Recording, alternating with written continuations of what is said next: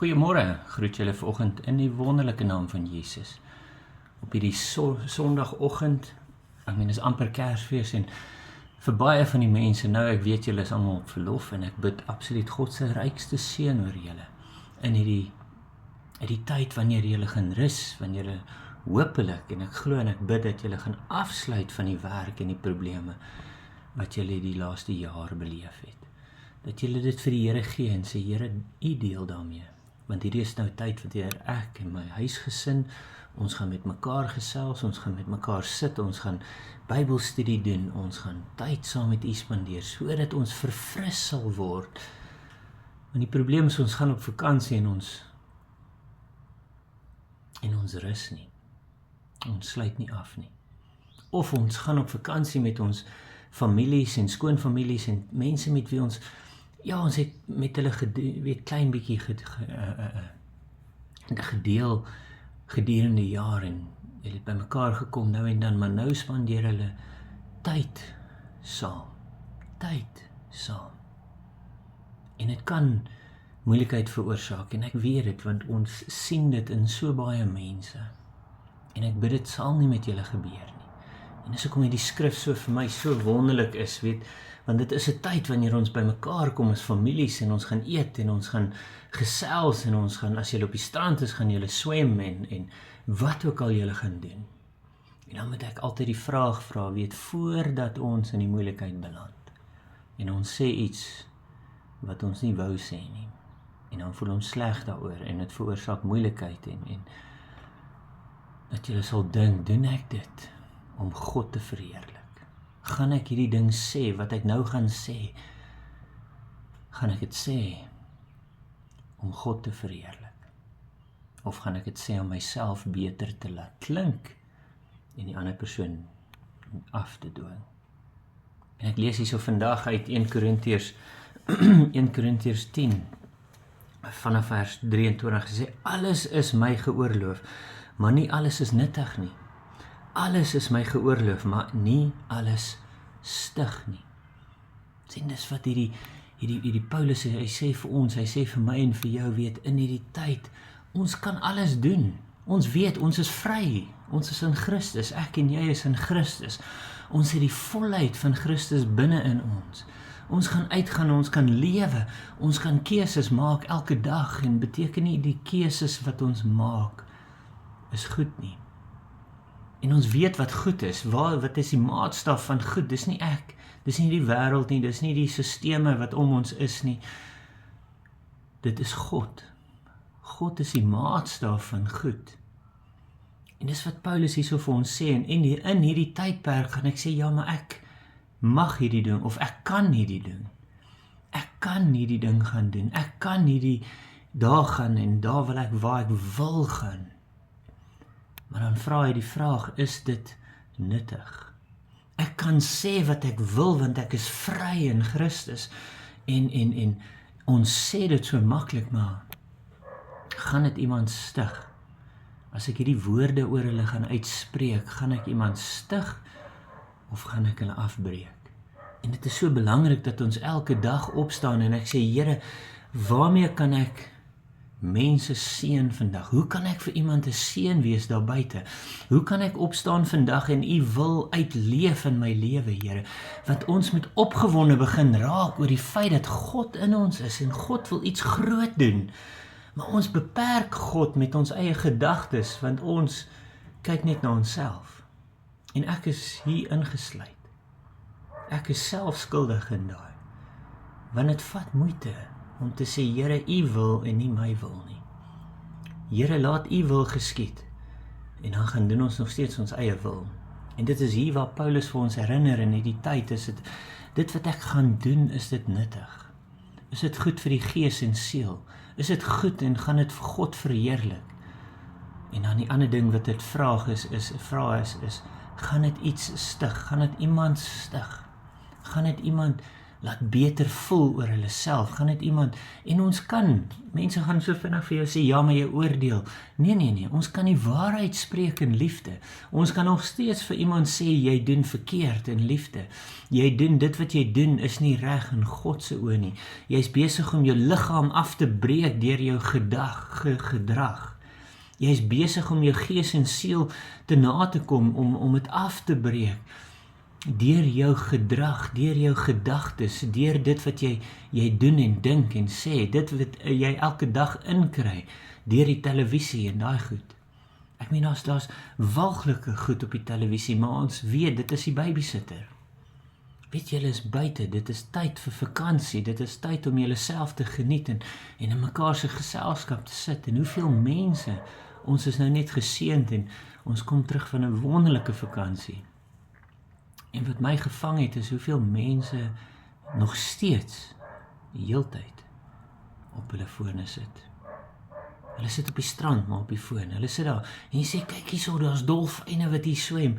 Ja, dis mooi, en dan gaan hulle weer net so aan. Kyk na die sonopkoms, en die wat my dalk op Instagram of Facebook het, julle sal sien die wonderlike sonopkoms wat ek beleef het. En die son wat ondergegaan het, dit was bloedrooi met so streke. En dan kyk mense op en hulle sê, dis mooi, en dan weer op die foon. Jy mis die teenwoordigheid van God. Jy mis dit. En deur dit kry ons nie die rus wat ons nodig het.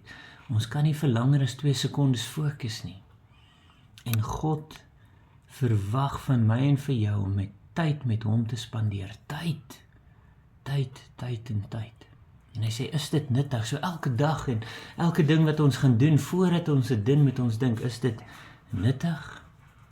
En gaan dit iemand stig? En as ons daai 2 vrae verkeerd het, daai 2 vrae wat sê nee, dan moet ons dit eerder nie doen nie. Hy sê, laat niemand sy eie voordeel soek nie, maar elkeen die voordeel van ander. Hoe moeilik is dit nou, nee?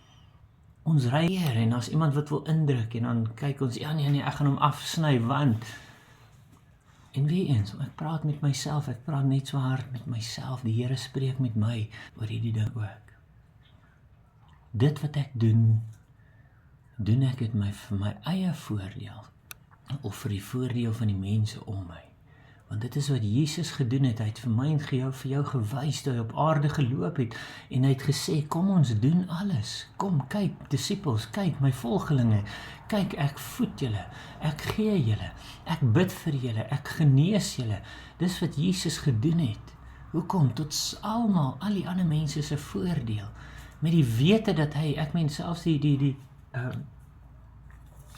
die soldaat, die hoofsoldaat, sy dogter het hy genees, met die wete dat dit is daai oukie, dit was seker nie daai presiese soldaat nie, maar dit is die soldaat, Herodes se soldate, wat hom eendag sou gemartel het, en gekruisig het, en tog het hy dit geweet, want hy is God, hy weet alles, en nog steeds, het hy omgedraai en die dogter van daai soldaat, daai hoof van al die soldate, daai hoof, het hy nog steeds sy dogter gaan genees. Hy kon gesê het, nee, maar jy gaan my kruisig, jy gaan my martel, jy gaan my seermaak, jy gaan my slaan, ek sal dit nie doen nie, maar hy het geweet, en die liefde vir hy persoon was soveel groter as die eie ek. En hy het uitgereik, en hy het gespreek, en hy het gesê, jou geloof is so sterk, ek het dit nog nooit in Israel gesien nie, jou dogter is genees. Hy kon omgedraai en gesê, wie is jy? En dis wat ons moet doen, dis hoekom Paulus het hier so skryf, en sê, niemand sy eie voordeel soek nie, maar elkeen die voordeel van ander. En dan gaan Paulus aan en hy sê wat ons mag en nie mag doen nie, en lees dit, spandeer tyd in hierdie week, ek daag jou uit om tyd te spandeer hier so, en sê, en die een sê, maar as iemand aan julle sê, dit is afgodsoffer, dan doen dit nie. En ons weet, ek meen, jy gaan in 'n plek in jou gees voel